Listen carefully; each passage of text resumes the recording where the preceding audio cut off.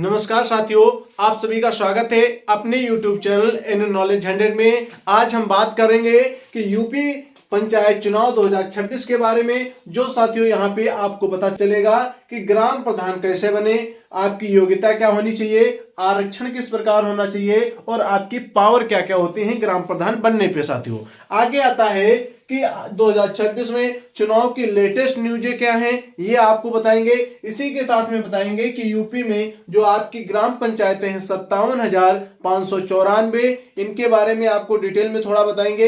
इसी के साथ में आपको बताएंगे 73वां संविधान संशोधन 1992 के द्वारा जो आपकी ग्राम पंचायतें जोड़ी गई थी, इनमें साथियों क्या किया गया था, 243A में नियम लगाए गए थे, 2430 नियम तक यहाँ पे चीजें लिखी गई थी। अब दोस्त बात आती है इसके आगे, तो आपके सामने आते हैं वोटर लिस्ट। जो इन्हीं में जो चीजें लिखी गई थी उसी में बताया गया था वोटर लिस्ट में आपकी उम्र 18 साल से प्लस होगी। आगे यहाँ पे बताया गया है कि प्रधान का कार्यकाल 5 वर्ष का होगा, ये चीजें बताई गई हैं। तो इन चीजों को हम जरा विस्तृत रूप में जानेंगे। 10 मिनट का अपना सेशन रहने वाला है, तो सभी दोस्त यहाँ पे बने रहेंगे, चीजों को सही तरीके से समझने की कोशिश करेंगे। तो आपको यहाँ पे और भी बता दें, इस सेशन में आपका सब कुछ कवर होने वाला है, चाहे योग्यता हो, आरक्षण, पावर और लेटेस्ट न्यूज भी साथियों। तो चलिए आपको यहाँ पे बताते हैं कि यूपी पंचायत चुनाव 2026। पहले दोस्त हम इस बात को समझ लेते हैं कि पंचायत कितने भागों में बांटी जाती है।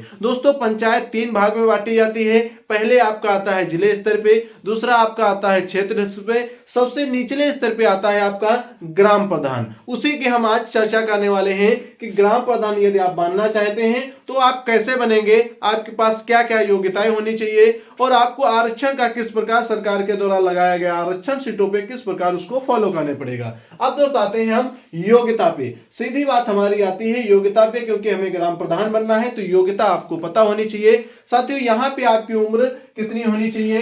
पहली बात, आपकी उम्र 21 वर्ष होनी चाहिए। 18 वर्ष ग्राम प्रधान बनने के लिए 21 वर्ष होनी चाहिए। और आपको यदि यहाँ पे वोटर लिस्ट में शामिल होना है तो आपकी उम्र 18 वर्ष होनी चाहिए। जो यहाँ पे आपको संविधान 73वां संविधान संशोधन जब किया गया था 1992 में, उसमें ये बात लिखी गई थी। अब दोस्त 21 वर्ष ये आपको पता चला कि ग्राम प्रधान बनने के लिए उम्र आपकी होनी चाहिए। ये दोस्त आपकी उस दिन तक होनी चाहिए जिस दिन आपका नामांकन होने वाला है। मतलब कि नामांकन के दिन तक आपकी उम्र 21 वर्ष हो जाती है तो आप यहाँ पे चुनाव में उतर सकते हैं और अपना यहाँ पे जीत को हासिल कर सकते हैं। अब दोस्तों बात आती है आगे कि इस योग्यता के अलावा और कोई भी योग्यता है। जी हाँ साथियों, तो सुनिए जरा कि उसी ग्राम पंचायत का आपको क्या होना चाहिए, मतदाता होना चाहिए। यदि आप उसी ग्राम पंचायत के मतदाता नहीं हैं तो चुनाव नहीं लड़ सकते हैं। उसी ग्राम पंचायत में वोटर लिस्ट में आपका नाम होना चाहिए और आपके नाम में कोई गड़बड़ी नहीं होनी चाहिए, ये आपको पता होना चाहिए।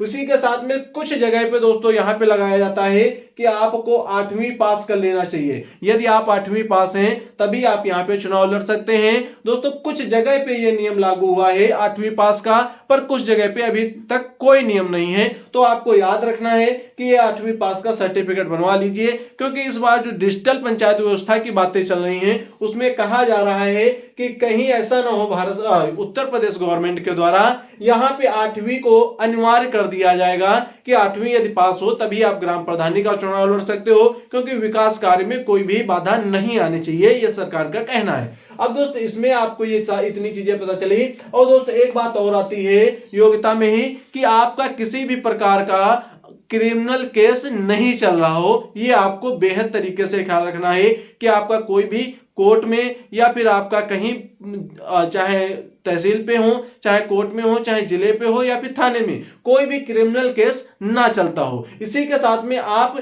किसी भी प्रकार से मानसिक क्षतिग्रस्त ना हो। मानसिक मतलब आप मानसिक पीड़ा से या फिर मानसिक तरीके से आपको पागलपन ना हो। आप बिल्कुल शुद्ध होने चाहिए और आपको यहाँ पे किसी भी प्रकार का दिवालिया ना घोषित किया गया हो बैंक द्वारा, जिसे डिफॉल्टर कहते हैं इंग्लिश में साथियों, ये आपको समझना होगा। अब दोस्त आगे आती है आरक्षण की बात। आरक्षण पे बात करते हैं कि आरक्षण किस प्रकार आपके यहाँ लगता है। दोस्तों कुछ जगह पे यह संख्या आपको कुछ राज्यों में चेंज भी लगेगी, पर यहाँ पे बात करते हैं 50% महिलाओं की। 50% महिलाएं आरक्षण ले जाती हैं। यदि आपके ग्राम पंचायत में कितनी सीटें हैं, आपने देखा कि आपके यहाँ ग्राम पंचायतें 57,594 हैं, तो इनमें से जो हाफ होंगी, आधी होंगी, वो किसकी होंगी? महिलाओं की होंगी। वहां पे महिलाएं उतरेंगी, ये बात कही जाती है। पर दोस्तों इसके बाद में आरक्षण जो इन सभी पर भी, इससे भी ऊपर जो आरक्षण लगता है वो कौन सा आरक्षण रहता है?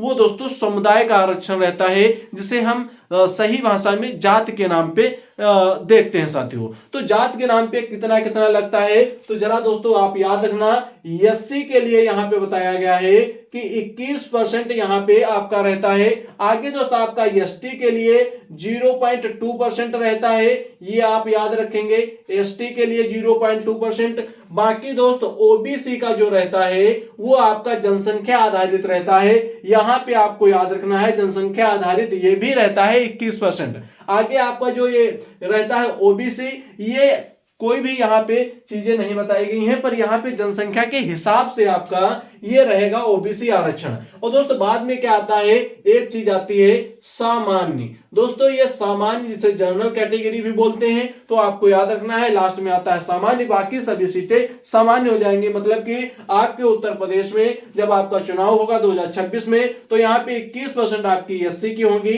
एसटी की 0.2% होंगी, और ओबीसी कितनी होंगी? तो दोस्तों जनसंख्या के हिसाब से होंगी कि किस जगह पे कितनी जनसंख्या है, उस हिसाब से होंगी। इसी के बाद में आता है सामान्य। दोस्तों सामान्य यहाँ पे सीटें, सामान्य सीटों में कोई भी यहाँ पे चुनाव लड़ सकता है, चाहे किसी भी समुदाय का हो, चाहे किसी भी जात का हो, ये आपको समझना चाहिए। आपको आरक्षण समझ में आया कि महिलाओं की सीटें 50% यहाँ पे रखी जाती हैं, और यहाँ पे एससी एसटी ओबीसी सामान्य, सारी चीजें आपको समझ में आ गई आरक्षण की। और दोस्तों ये क्या होता है, आरक्षण हमेशा रोटेशनल होता है। रोटेशनल किस प्रकार होता है, तो आप जरा समझ लीजिए। यहाँ पे आपका चुनाव कब हुआ था, आपने देखा 2016 में। आगे कब हुआ था दोस्तों, यहाँ पे 2000 कब हुआ था, यहाँ पे 2021 में हुआ था। अभी कब हमारा होगा, 2026 में होगा, क्योंकि यहाँ पे आपको प्रधान का कार्यकाल 5 वर्ष से दिख रहा है, तो 5 वर्ष बाद हमारे चुनाव होंगे साथियों। यहाँ पे जब 5 वर्ष का चुनाव होगा, तो आपको समझ में आया कि आरक्षण 5 वर्ष का हो गया, ये बात आपको समझनी चाहिए।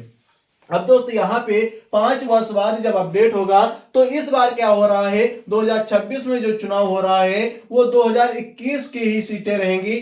क्यों रहेंगी, तो आपको पता होना चाहिए, ये जो ओबीसी आयोग है इसका अभी तक गठन नहीं हो पाया है। इस वजह से सरकार ने ऐसा कहा है कि यहाँ पे जो आपका 2026 में आरक्षण रहने वाला है वो पिछले पंचवर्षीय का ही आरक्षण रहेगा साथियों। अब यहाँ पे आपको पावर मालूम होना चाहिए, आपकी कुछ पावर भी होती हैं साथियों। यहाँ पे पावर क्या होती हैं, आपकी टोटल 29 पावर होती हैं जब आप ग्राम प्रधान बन जाते हो।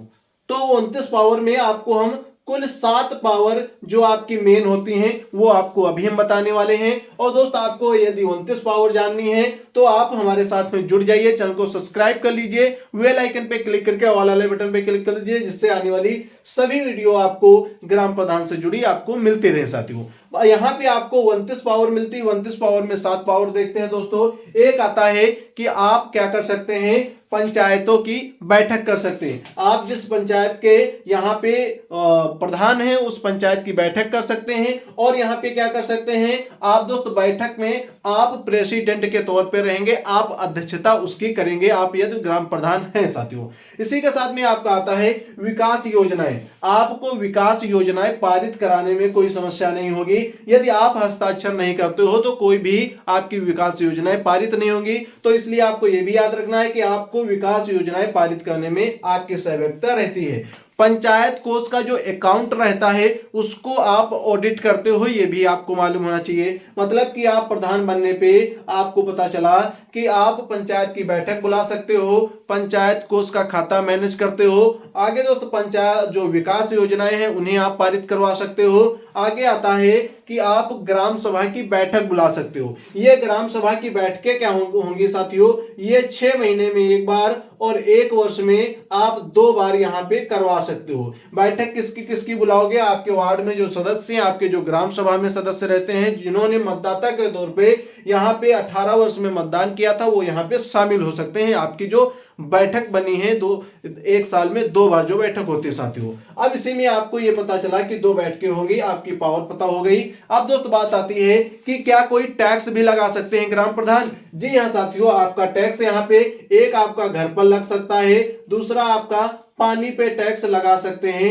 कौन लगाएगा? ग्राम प्रधान के पास इतनी पावर होती है। दोस्त इसके आगे आपको इतनी सारी चीजें समझ में आई। अब समझाते हैं 2026 चुनाव की लेटेस्ट न्यूज। इसके बारे में जरा समझ लेना लेटेस्ट न्यूज में क्या क्या साथियों यहाँ पे है।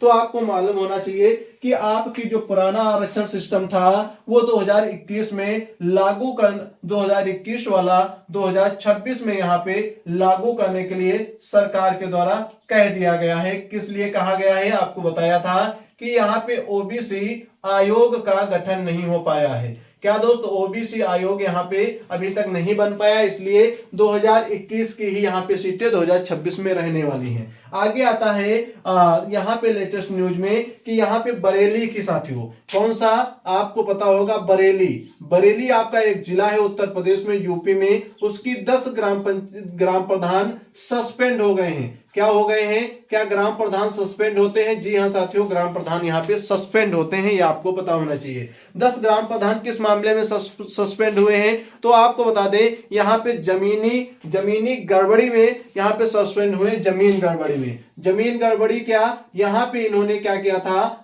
पट्टे कर दिए थे अपने हाथ से, बिना सरकार की इजाजत के, मतलब सरकारी जमीन के पट्टे कर दिए थे पैसे ले लेकर। ईमानदारी तरीके से काम नहीं कर रहे थे। इनके तहत जो वहां के वार्ड मेंबर होते हैं, पंच मेंबर, उनके द्वारा अविश्वास प्रस्ताव लाया गया। 10 मेंबर यहां से क्या हो गए? सस्पेंड हो गए साथी। ये आपको लेटेस्ट न्यूज में बता रहा हूं, तो जरा समझते रहना आगे क्या होता है साथियों। यहाँ पे आपका जमीनी आवंटन में गड़बड़ी की गई थी। आगे चुनाव तारीख आपकी कब तक आने वाली है? तो आपको बता दें फरवरी अब मार्च तक आपकी चुनाव तारीख आ जाएगी। चुनाव तारीख आपको याद रखना है फरवरी मार्च में। और आपका चुनाव कब हो जाएगा? तो मई के अंदर आपका चुनाव कंफर्म हो जाना तय है। ये आप याद रखिए, कंपलसरी है। तो आपको बता दें यहाँ पे यदि आपको चुनाव लड़ना है तो मई जो आपका नामांकन है, नामांकन से 1 महीने पहले ही आपको सारे डॉक्यूमेंट्स बनवा लेना है। आपको डॉक्यूमेंट्स की मैं क्लास नेक्स्ट वीडियो में दूंगा, तो हमारे साथ में जुड़ जाइए, नेक्स्ट वीडियो में तैयार रहिए। इसी के साथ में आता है 73वां संविधान संशोधन 1992। आगे दोस्तों इसमें और भी आपको न्यूज बता देते हैं कि इसमें और क्या चीजें हुई हैं। तो आपको एसआईआर प्रक्रिया के तहत आपकी वोटर लिस्ट जारी की जा रही है, देखी जा रही है। तो दोस्त अपना आपको मैं डिस्क्रिप्शन में लिंक दे दूंगा, वहां से आप ये अपना जो वोटर लिस्ट है वहां से चेक कर सकते हो। अपना नाम चेक कर लोगे, आप हमारे डिस्क्रिप्शन में जाकर के चेक कर सकते हो, आपको बता दूंगा। अब दोस्त बात आती है कि वार्ड परिसीमन आपका पूरा हो चुका है, ये आपको याद रखना चाहिए। और दोस्तों अभी से जन समस्याएं आपको नोट करना चाहिए यदि आप प्रधान बनना चाहते हैं। जन समस्याएं कौन सी? आप ग्राम पंचायत में घूमिए अपने और जन समस्याओं को देखिए कौन कौन सी समस्याएं हैं जिनसे कि आपको यहाँ पे ग्राम प्रधान बनने में कोई रोक ना सके। दोस्तों आगे आता है यूपी में 57,594 ग्राम पंचायतें हैं, तो इसमें हाफ आपकी महिलाएं ले जाएंगी सीटें। महिलाएं भी यहाँ पे अपने ग्राम सभा का प्रतिनिधित्व करने उतरती हैं। दोस्तों 73वां संविधान संशोधन 1992 में अनुच्छेद 243A से लेकर के 2430 तक नियम यहाँ पे इसके बताए गए हैं, किसके? ग्राम पंचायत चुनाव के और ग्राम पंचायत के सीटों के बारे में। आगे दोस्त आपको पता होना चाहिए सभी लोगों की, जो हमारे वोटर्स हैं, मतदाता हैं, उनकी उम्र कम से कम 18 से प्लस होनी चाहिए, 18 से कम नहीं होनी चाहिए। आपको याद रखना है, 18 से माइनस नहीं होनी चाहिए। इसी के बाद में प्रधान का कार्यकाल 5 वर्ष होना चाहिए। प्रधान का कार्यकाल 5 वर्ष से कम नहीं होना चाहिए। आगे आता है कि आपके सामने एक सवाल आता है, हमने इतना सारा आपको बताया है, इन सभी चीजों में आपका यहाँ पे ग्राम प्रधान से रिलेटेड आपका सब कुछ कवर हो गया है। तो आपको याद रखना है, एक टिप आपको हम बता दे रहे हैं, जरा याद रखना, जब आपको चुनाव में उतरना हो तो आप यहाँ पे वार्ड के मेंबरों की एक ग्रुप बना लेना, उससे कि सारे 24 घंटे आप उस ग्रुप पे अलर्ट रहना। जहां कहीं भी कोई भी आपकी समस्या हो रही, वहां पे जाकर के आप देखिए, जमीनी हकीकत पे देखिए किस प्रकार से आपको यहाँ पे ग्राम प्रधान के तौर पे उतर के कार्य करना है। साथियों जब आप ये देखोगे तो आपको कोई भी ग्राम प्रधान बनने से रोक नहीं सकता है, ये बात याद रखिए, चाहे आप मौजूदा प्रधान हो या फिर आप नए प्रधान उम्मीदवार के तौर पे आना चाह रहे हो। अब दोस्त आती है आपके सामने एक सवाल आता है जो आपको शायद थोड़ा थोड़ा दिख रहा होगा, पूरा नहीं दिख रहा हो तो हम पढ़ के बता देते हैं। आपके सामने सवाल है, प्रधान घर पर टैक्स लगा सकता है या नहीं लगा सकता है? यदि दोस्तों आपने हमारा सेशन पूर्ण रूप से सही ढंग से यहाँ पे बैठ करके सुना होगा तो आप इस सवाल का आंसर दे पाएंगे। फिर से एक बार सवाल समझ लीजिए, प्रधान घर पर टैक्स लगा सकता है या नहीं लगा सकता है, ये आपको कमेंट बॉक्स में आंसर देना है सभी दोस्तों को। तो आज की क्लास को हम यहीं पे समाप्त करते हैं साथियों, लास्ट सवाल के साथ में। जय हिंद, जय भारत। पढ़ते रहिए, आगे बढ़ते रहिए। यदि हमारी क्लास आपको पसंद आई हो तो लाइक कर दीजिए और जानकारी के लिए दोस्तों के पास शेयर कर दीजिए। और अन्य न्यूज पाने के लिए ग्राम प्रधान से रिलेटेड कोई भी जानकारी चाहिए तो कमेंट में बता सकते हैं। और मैं आपको हर रोज एक ऐसा वीडियो देता हूं ग्राम प्रधान से रिलेटेड, तो दोस्त हमारे साथ में जुड़कर और भी जानकारी आप पा सकते हो। चैनल को सब्सक्राइब कर लीजिए। आपके पास में सब्सक्राइब के बगल में एक घंटी की बटन होगी, उस पर क्लिक करोगे तो ऑल पे आपको क्लिक कर लेना है, जिससे आने वाली सभी वीडियो आप तक पहुंचते रहेंगे। तो साथियों, हम सुबह आकर के आपको लाइव में न्यूज देते हैं, तो हमारे साथ में जुड़ना ना भूले साथियों। यहीं से आगे चलते हैं दोस्त, पढ़ते रहिए, आगे बढ़ते रहिए। यदि आप नहीं पढ़ते हैं तब भी आपको अपने ग्राम पंचायत की राजनीति में हिस्सा लेना चाहिए और राजनीति के बारे में आपको जानना चाहिए कि किस प्रकार आपके यहाँ विकास कार्य होते हैं, किस प्रकार आपके यहाँ राजनीति होती है। बहुत सारे दोस्त हमारे होंगे तो राजनीति की जानकारी रखना चाहते होंगे, पर उनको राजनीति की जानकारी नहीं मिल पाती है, तो हमारे साथ जुड़ जाइए। आपको हर एक चीज की जानकारी मैं करा दूंगा, चाहे राजनीति हो चाहे आपके कानून की जानकारी हो। आपको सरकारी योजनाएं भी मैं बताता हूं, सरकार के द्वारा नई नई योजनाएं जो जमीनी स्तर पे आपके ग्राम प्रधान लागू करते हैं, जिनका कार्य आपके ग्राम प्रधान करते हैं, वो भी आपको मैं बताता हूं कि ग्राम प्रधान के कार्य क्या क्या हैं। ये सारे वीडियो आपको मैं बताता रहूंगा। साथियों, हमारे साथ में जुड़ जाइए। तो चलते हैं दोस्त, मिलते हैं नेक्स्ट वीडियो में। पढ़ते रहिए, आगे बढ़ते रहिए। सभी दोस्तों को जय हिंद, जय भारत। ठीक है दोस्त।